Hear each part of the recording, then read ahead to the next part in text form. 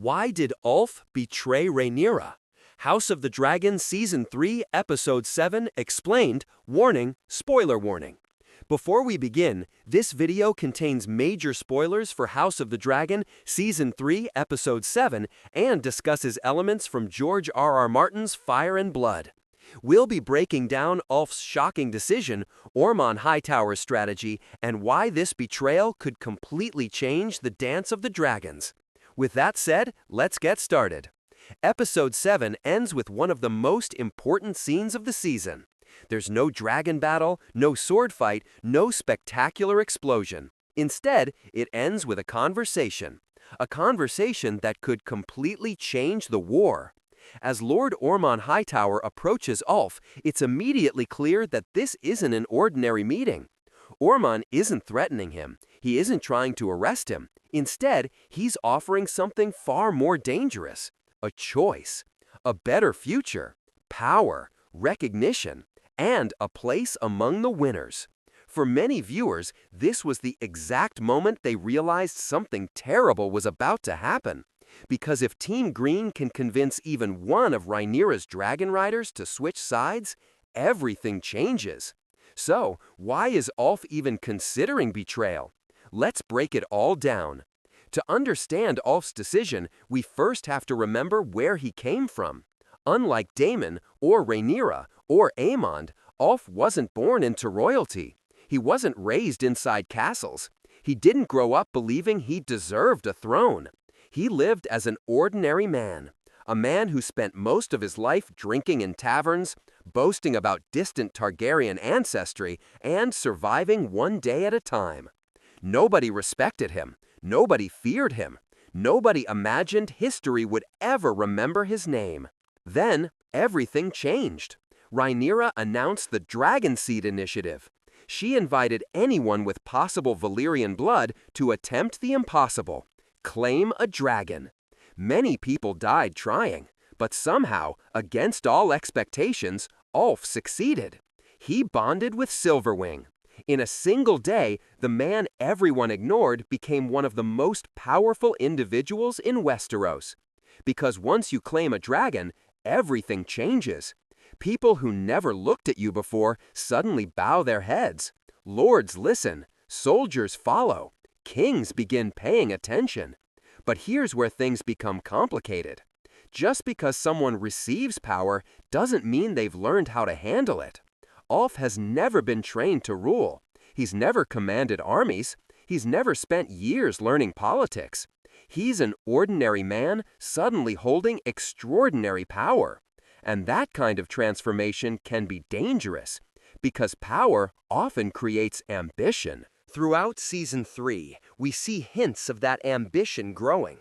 Ulf enjoys being noticed. He enjoys being treated differently.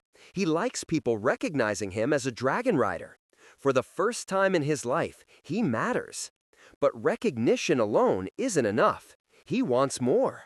More respect, more comfort, more influence, and perhaps more rewards than Team Black is willing to offer.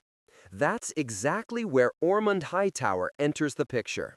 One of the smartest things about Ormund's approach is that he never tries to force Ulf. He understands something very important. You can't threaten someone who rides a dragon. Instead, you tempt them. You make them imagine a better future. A future where they're no longer just another dragon seed, but a lord, a hero, a man whose name will be remembered. Ormund doesn't use fear. He uses ambition. And for someone like Ulf, that may be even more effective. Think about the situation from Ulf's perspective. On Team Black, he's still surrounded by princes, princesses, ancient noble families. Even with a dragon, he's still treated as someone who came from nothing. But Team Green offers something different. They offer status, land, titles, respect. Whether those promises are genuine or not, they're exactly what Ulf has always wanted to hear. Another important factor is that Ulf has no deep personal loyalty to Rhaenyra. Daemon fights because she's family. Baela fights because she's family. Jacaerys fights because the future of his house depends on it. Ulf doesn't have those connections. His relationship with Rhaenyra began the day she gave him a chance to claim a dragon. That's a much weaker bond than years of family loyalty. When someone offers him a better opportunity, his decision becomes much easier. There's another fascinating detail many viewers may have missed. Ormund isn't really trying to recruit Ulf. He's trying to recruit Silverwing. Because in the Dance of the Dragons, dragons decide battles. One dragon changing sides can accomplish more than 10,000 soldiers. That's why this conversation matters so much. Ormund knows that if he wins Ulf, he wins one of Team Black's greatest military advantages, without fighting a single battle.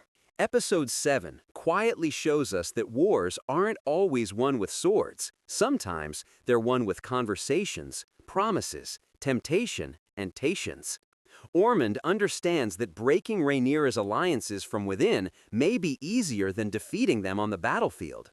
It's a strategy every great commander understands. The strongest fortress is the one that collapses from the inside. Book readers will immediately recognize where this story is heading. Without revealing every future event, Fire and Blood introduces one of the most infamous storylines of the Dance of the Dragons, the tale of the two betrayers. Ulf becomes one of the central figures in that chapter of history. Episode 7 doesn't show the full betrayal yet. Instead, it carefully plants the seeds. It shows the temptation, the ambition, and the cracks beginning to form. For longtime readers, this scene feels less like a surprise and more like the beginning of an inevitable tragedy. Perhaps that's what makes Ulf's story so compelling. He's not driven by hatred. He's not seeking revenge. He isn't trying to destroy Rhaenyra.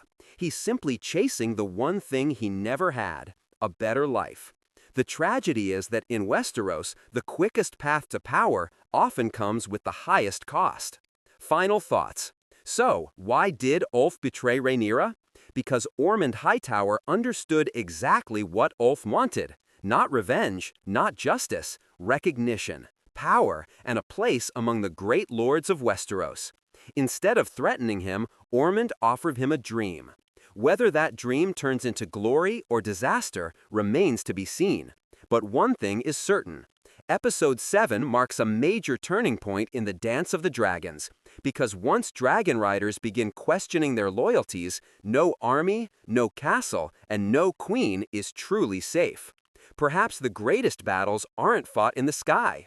They're fought inside the human heart. And that's exactly where Ormund Hightower may have already won. So what do you think? Was Ulf always destined to betray Rhaenyra? Or could the queen have done more to keep one of her most powerful dragon riders loyal? Let me know your theories in the comments below. And if you enjoyed this breakdown, don't forget to like, subscribe, and turn on notifications for more House of the Dragon explained videos, hidden details, character breakdowns, and Fire and Blood lore.